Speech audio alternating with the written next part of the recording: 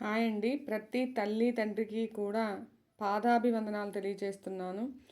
మీ పాదాలకి మొక్కుతున్నానండి. ప్రతి ఒక్కరూ కూడా మీ పిల్లల్ని గురుకులంలో చదివించండి. గురువుల దగ్గర పిల్లలు ఉండి విద్యను నేర్చుకోవటం వలన వారికి మంచి సంస్కారం అలవడుతుంది. వినయం, విధేయత, బాధ్యత అనేవి తెలుస్తాయి. అలాగే తోటి పిల్లలతో కలిసి జీవించటం వలన తన తోటి వారితో ఎలా ప్రవర్తించాలి, తనకంటే చిన్నవారితో ఎలా ప్రవర్తించాలి, తనకంటే పెద్దవారితో ఎలా ప్రవర్తించాలో తెలుస్తుంది.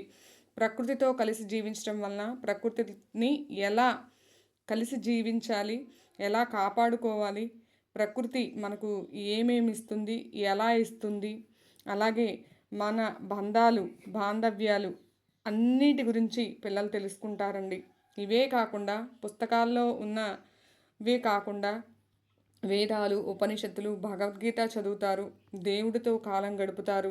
అలాగే ప్రతి ఒక్కరికి కూడా డివైన్ ఎనర్జీ అనేది ఫ్లోయింగ్ అనేది కూడా కంపల్సరీ ఉంటుందండి. మన భారతీయ సాంప్రదాయ విద్య గురుకుల విద్య అండి.